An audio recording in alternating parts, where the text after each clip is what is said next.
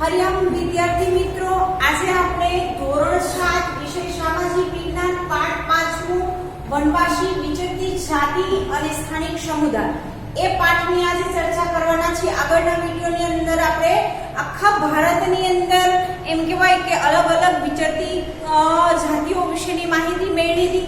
આજે આપણે વિચરતી અને વિમુક્ત જાતિ છે એ કઈ રીતે એમ કહેવાય કે જીવન ગુજારેલું એ વસ્તુ જોઈએ તો વિચરતી અને વિમુક્ત જાતિ હતી એ એમ કહેવાય કે એનો મુખ્ય વ્યવસાય કયો હતો તો ભાઈ પશુપાલનનો। બરાબર, પશુઓની દેખરેખ માટે એક જગ્યાએથી બીજી જગ્યાએ એ લોકો હંમેશા વિચરતા રહેતા હતા। એક જગ્યાએથી બીજી જગ્યાએ એમ કહેવાય ભટકતું જીવન જીવતા હતા।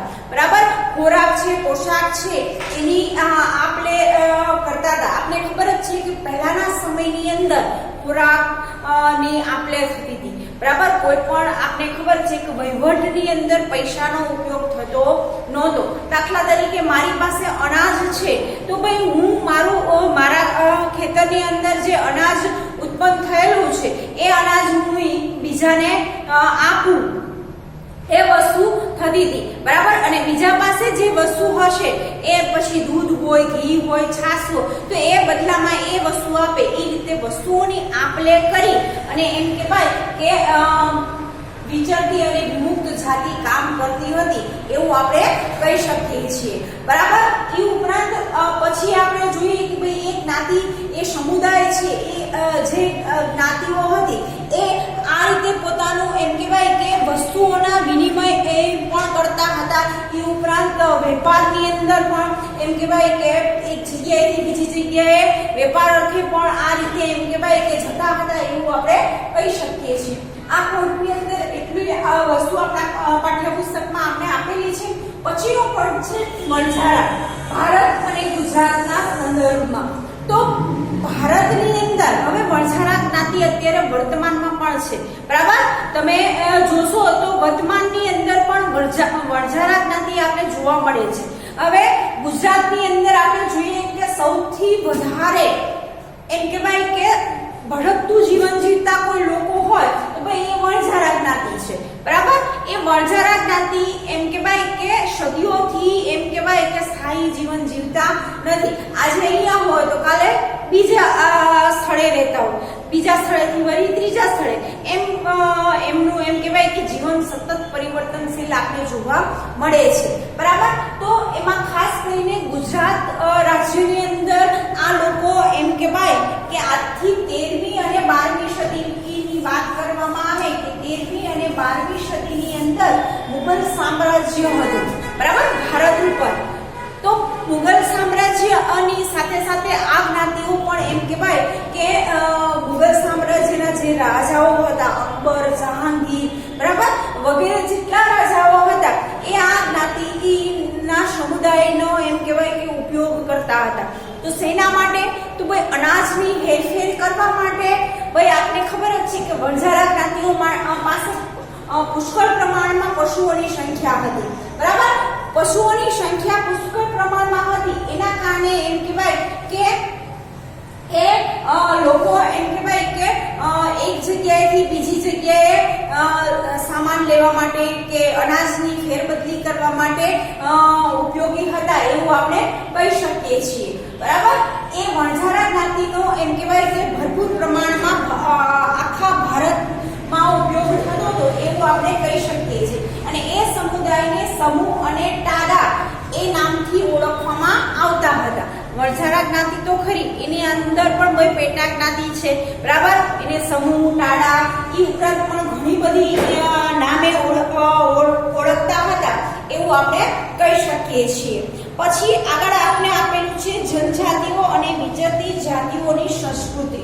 બરાબર, એ જોઈએ આપણે ખબર જ છે કે દરેક સમયની અંદર ભાઈ સંસ્કૃતિ તો હોય જ છે, એના રીત રિવાજથી માંડી અને તમે જુઓ કે દરેક સમુદાયને પોતાના રીત રિવાજ હોય છે।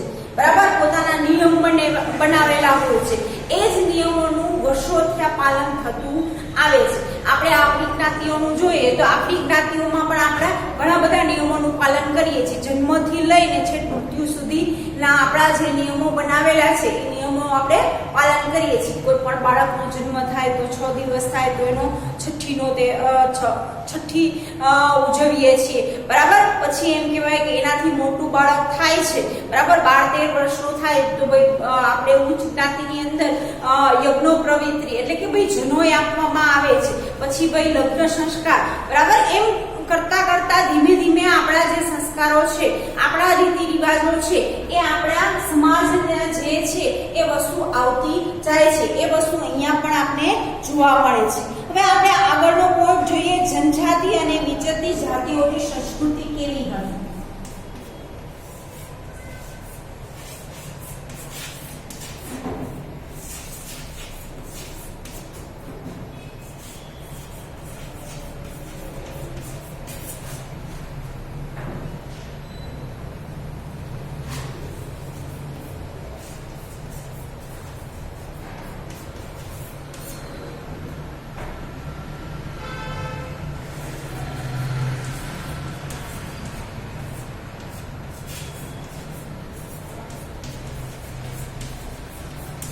હવે આના વિશે આપણે જોવાનું છે કે જનજાતિ અને વિચરતી જાતિઓની સંસ્કૃતિ કેવી હતી. સંસ્કૃતિ એટલે કે ભાઈ એ લોકો કઈ રીતે રહેતા હતા, કઈ રીતે એમ કહેવાય કે પોતાની જ્ઞાતિઓનું ગુજરાન ચલાવતા હતા. તો ભાઈ મોટી વસ્તુ આપણે ખબર છે કે ભાઈ પશુપાલન, બરાબર, પશુપાલન કરીને પોતાનો વ્યવસાય ચલાવતા હતા. એની અંદર ઘેટા, બકરા, ગાય, ભેંસ બધા જ પ્રાણીઓ આવી જાય, બરાબર. એ પ્રાણીઓનો એમ કે ભાઈ કે ઉછેર કરવો, એને સાર સંભાળ લેવી, એના એમ કહેવાય કે સાથે સંકળાયેલા આપણે જોવા મળે છે. એ ઉપરાંત નાના મોટા ફેરિયાઓ એક ગામથી બીજા ગામ જઈને જાતે બનાવેલા દોરડા, ઘાસની ચટાઈ, મોટા થેલા વેચતા.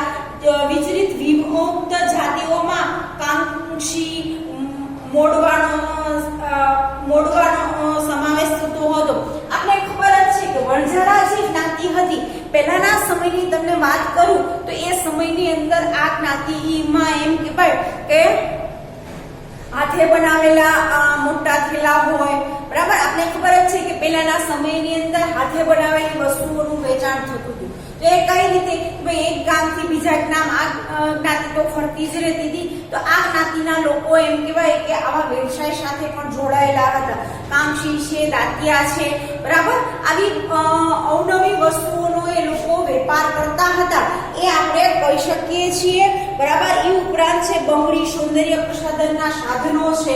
એ એમ કહેવાય કે વણઝારા જ્ઞાતિઓની સ્ત્રીઓ એનો મોટા પ્રમાણમાં વેપાર કરતી હતી.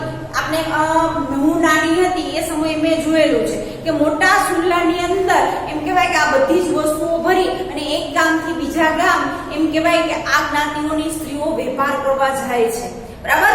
હાલની તકે પણ નાના ગામડાની અંદર તમને આ વસ્તુ જોવા મળશે કે વણઝારા જે જ્ઞાતિ છે એ સ્ત્રીઓ એમ કહેવાય કે સૌંદર્ય પ્રસાધનના સાધનથી માંડી બધી જ વસ્તુઓનું વેચાણ કરતી આપણે જોવા મળે છે.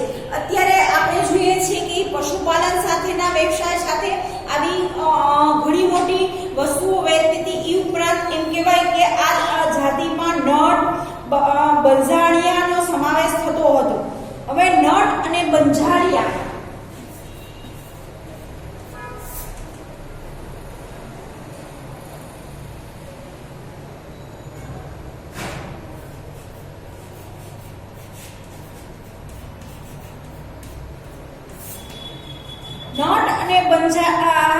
હતા એ બે જ્ઞાતિઓ એમ કહેવાય કે વણઝારા જ્ઞાતિની અંદર સમાવેશ થતો હતો એવું આપણે કહી શકીએ છીએ. એ ઉપરાંત વિચરતી અને જનજાતિ.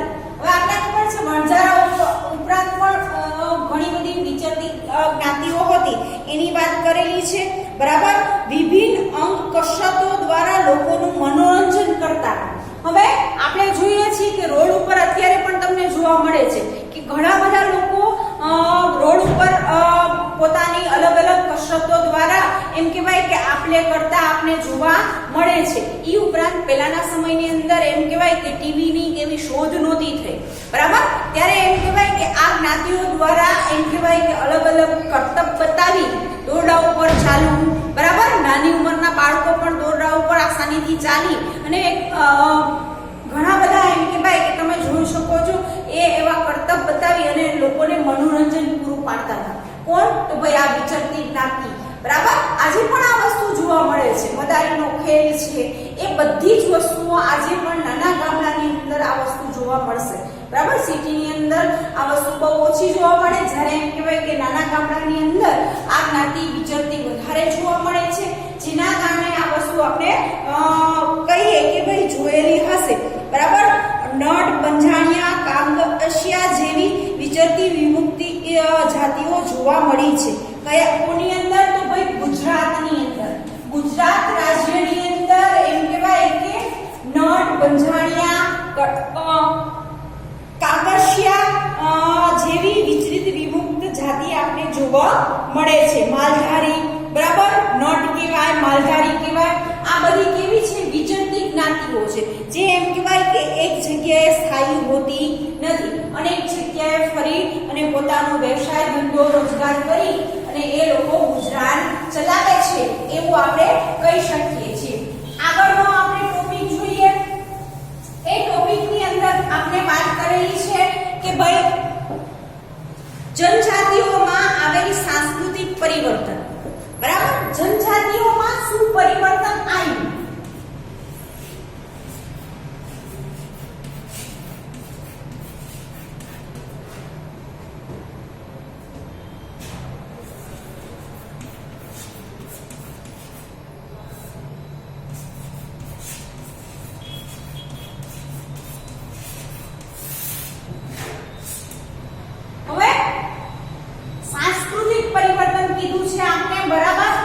જનજાતિઓમાં સાંસ્કૃતિક પરિવર્તન શું આવ્યું છે?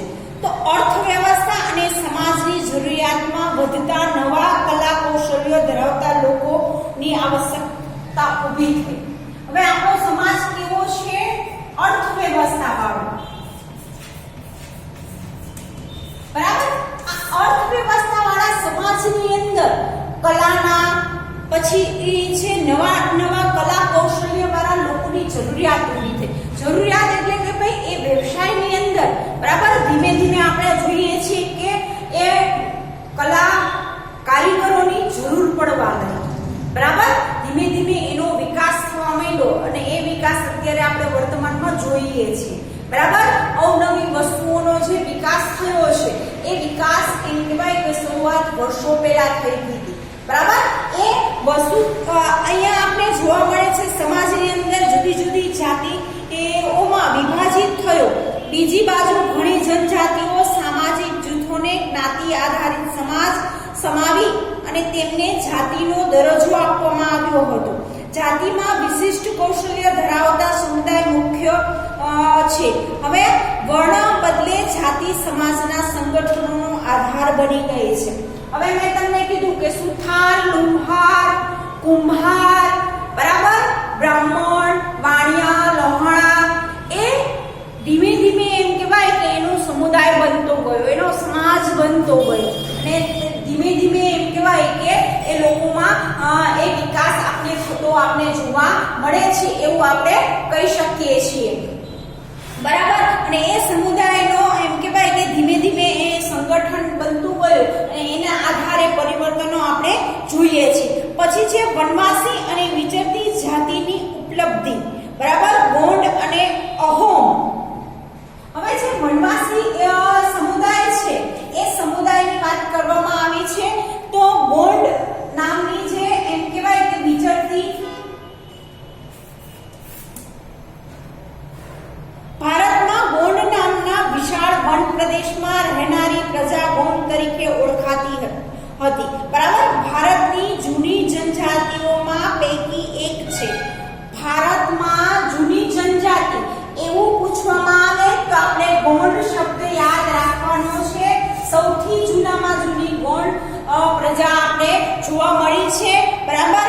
તેઓ સ્થાનાંતરિત રીતે એમ કહેવાય કે ખેતી કરતા નાના કુળોમાં વહેંચાયેલા વિશાળ ગોંડ જાતિના પ્રત્યેક કુળનો એક રાજા હતો. દરેક કુળમાં એક રાજા નિમાયેલો હતો. બરાબર. કુળ આપણે ખબર છે કે દરેક કુળ અલગ અલગ હોય. એ દરેક કુળમાં એક રાજા રહેતો. અકબરનામામાં નોંધાયું છે કે ગઢખંડગાના ગોંડ રાજ્યમાં 70,000 જેટલા ગામડાઓનો સમાવેશ થયો છે. બરાબર. હવે અકબરનું જે અકબરનામા છે એમાં 70,000, તમે વિચાર કરો કે 70,000 ગામડાઓની નોંધ થયેલી છે. બરાબર. કેની અંદર? તો અકબરનામાની અંદર એમ કહેવાય કે આ જાતિના 70,000 ગામડાની નોંધ થયેલી છે. એ સમયે આ જ્ઞાતિના 70,000 ગામડા હતા એવું આપણે કહી શકીએ છીએ. શું કામ? કે આપણે લેખિતમાં પુરાવો મળેલો છે. શેમાં?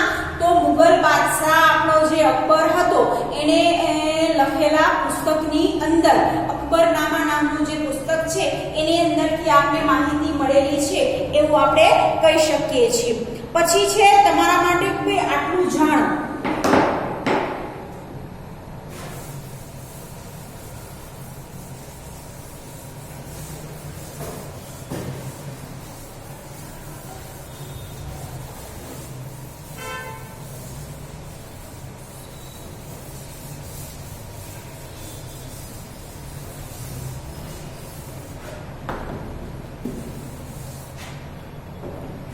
હવે સ્થળાંતરિત ખેતી.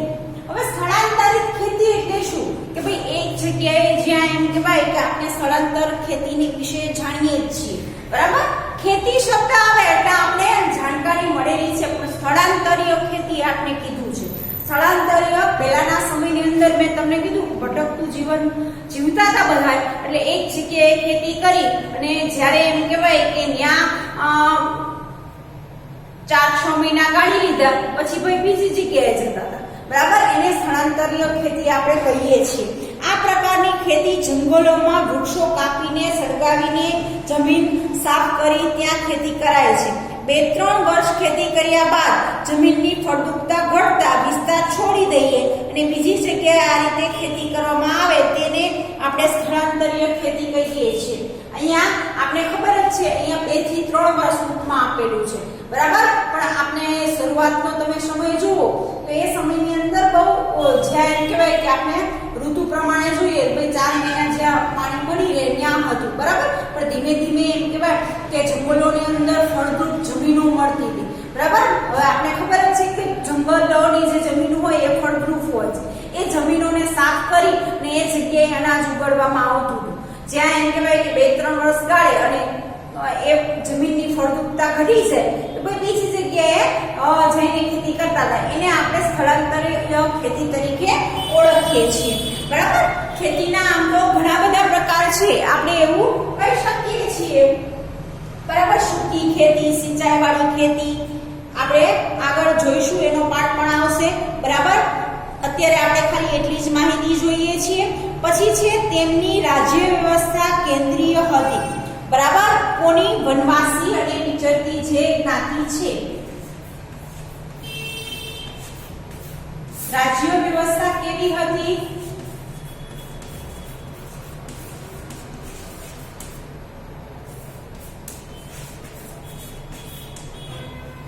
રાજ્ય વ્યવસ્થા છે એમ કેન્દ્રીકૃત હતી. કેન્દ્રીયકૃત એટલે કે ભાઈ એક જગ્યાએથી કેન્દ્ર સ્થાન એક, અત્યારે આપણે જોઈએ છે ભારતનું સંચાલન ક્યાંથી થાય છે તો ભાઈ દિલ્હીથી.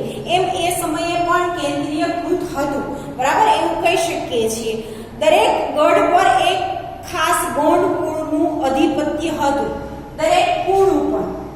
હવે દરેક કુળમાં એમ કહેવાય કુળમાં ગોંડ નો અધિપતિ હતો. આ બધા શબ્દ આપણા માટે નવા છે, તમારા માટે. બરાબર. અધિપતિ એટલે કે ભાઈ રાજા તરીકે નિમાતો હતો, ભાઈ અધિપતિ હતો. દરેકને 84 ગામોનું એક. કેટલા ગામો આપવામાં આવતા હતા? 84. આ વસ્તુ ખાસ યાદ રાખજો. ગોંડ શબ્દ આવે તો એનો એક અધિપતિ હતો. 84 ગામડાઓ આપવામાં આવતા હતા. બરાબર. જેમાં એમ કહેવાય કે 84 તરીકે, જેને 84 તરીકે ઓળખાતા. બરાબર. 84 બાદ 12 ગામના એક પેટા એકમ 12 પોતોમાં વહેંચવામાં આવતા હતા. આ 84 ગામોને એમ કહેવાય પછી 2 ભાગમાં એમ કહેવાય કે 12 માં વહેંચવામાં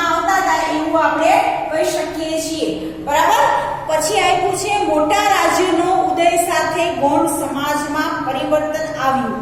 મૂળભૂત રાજપૂત તરીકેની માન્યતા મેળવવા એક મૂળભૂત રાજ્ય છે એની માન્યતા મેળવવા માટે એમ કહેવાય કે ધીમે ધીમે આ જાતિની અંદર પરિવર્તન આવતું ગયું અને ગઢ કંટક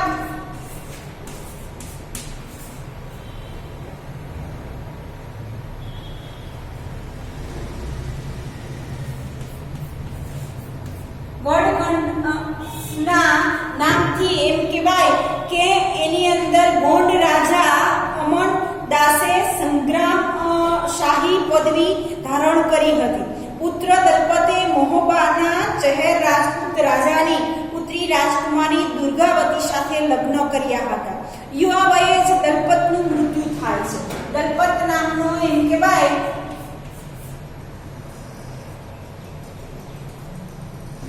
જે રાજા હતો એ યુવા અવસ્થાએ મૃત્યુ પામે છે અને એની દુર્ગાવતી એ 5 વર્ષના પુત્ર વીરનારાયણ નામની શાસન સંભાળ્યું હતું. દલપત જ્યારે રાજા મૃત્યુ પામે છે ભાઈ એના પછી 5 વર્ષના પુત્ર વીર સાથે એની દુર્ગાવતી નામની જે રાણી હતી એ એમ કહેવાય કે 1565 આસિફા ખાનના નેતૃત્વ હેઠળ મુગલ સેનાને દુર્ગાવતીએ હરાવી અને રાણી તેમને પુત્ર યુદ્ધમાં લડતા મૃત્યુ પામી હતી. બરાબર. ગઢકંડકા રાજ્યએ હાથીઓના વેપાર દ્વારા પુષ્કળ ધન કમાયું હતું. આ જે રાજ્ય હતું એ કોનો વેપાર કરતા હતા? તો ભાઈ હાથીઓનો. બરાબર. હાથીઓના વેપારથી એને પુષ્કળ પ્રમાણમાં આ એમ કહેવાય કે કુળને જાતિને પુષ્કળ પ્રમાણમાં પૈસાની મળેલા ધન મળેલું એવું આપણે કહી શકીએ છીએ. અઢળક ધન વિજય મેળવી મુગલોએ પુષ્કળ ધન અને હાથીઓ મેળવ્યા.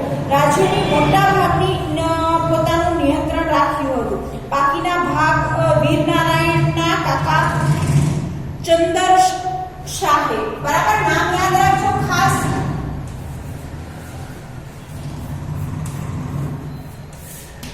ચંદર શાહના એમ કહેવાય કે નેતૃત્વ હેઠળ આગળની જે પણ હતી એના નેતૃત્વમાં નિર્બળતા બની અને ગોંડ રાજ્ય શક્તિશાળી બુલંદો મરાઠાઓના આક્રમણ સામે ટકી શક્યું નહીં. આપણે ખબર જ છે કે પહેલાના સમયની અંદર રાજાશાહી હતી. એક રાજા બીજા રાજાને, બીજો રાજા ત્રીજા રાજાને એમ અંદરો અંદર યુદ્ધો થતા હતા અને રાજ્યોમાં એમ કહેવાય કે રાજાઓ બદલાતા હતા. બરાબર. જે યુદ્ધની અંદર વિજય થતા હતા એમ વારાફરતી એમ કહેવાય કે અહીંયા પણ એમ કહેવાય કે ગઢડક જે હતું એની અંદર મુગલ સામ્રાજ્ય સાથે સંકળાયેલું હતું. પછી ધીમે ધીમે એમ કહેવાય કે મરાઠાઓ સામે યુદ્ધ થયું અને એ લોકોની હાર થઈ એવું કહી શકીએ છીએ આપણે. પછી આપણે આપેલું છે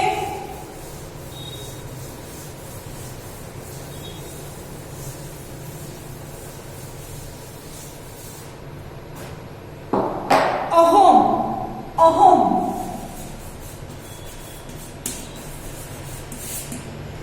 હવે અહોમમાં લોકો 13મી સદીમાં હાલમાં મ્યાનમારથી, હવે અહીંયા અહોમ એટલે કે 13મી સદીની વાત છે.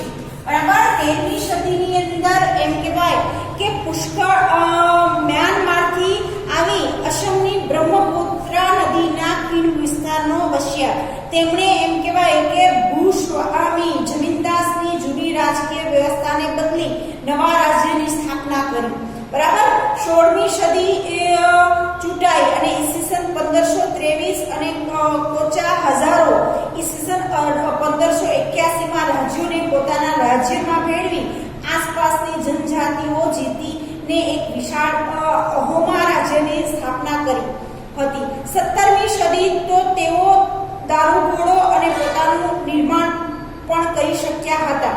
જોકે દક્ષિણ પશ્ચિમથી અહોમ લોકો પર ઘણા આક્રમણો વધ્યા. ઈસવીસન 1662માં મીર જુમલાના નેતૃત્વ હેઠળની એમ કહેવાય કે મુગલ સેના સામે બહુ વારથી લડવા છતાં તેઓ એમ કહેવાય કે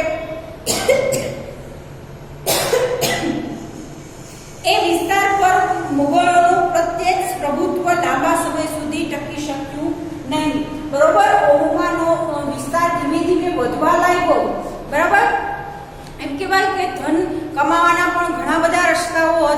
એમ ધીમે ધીમે વધતું હતું, પણ એમ કહેવાય કે છેલ્લે આપણે ખબર જ છે કે એવો જે મુગલ સામ્રાજ્યનો પ્રત્યેક લાંબા સમય સુધી ટકી શક્યો નહીં, બરાબર, લાંબા સમય સુધી રાજ્ય કરી ના શકે. તો આપણે ખબર જ છે કે જે જીતે છે એ રાજાના હાથમાં આખું આવી જાય છે રાજ્ય, અને એ રાજ્યનો વહીવટ કરતો હતો. એક રાજા બીજા રાજાને, બીજો રાજા ત્રીજા રાજાને, એમ કહેવાય કે એ પરંપરા ચાલી જ આવતી હતી. તો અહીંયા સુધી આપણે વિદ્યાર્થી મિત્રો આ વિડીયોની અંદર રાખીશું. આગળની માહિતી આગળના વિડીયોમાં આપીશ. નમસ્તે.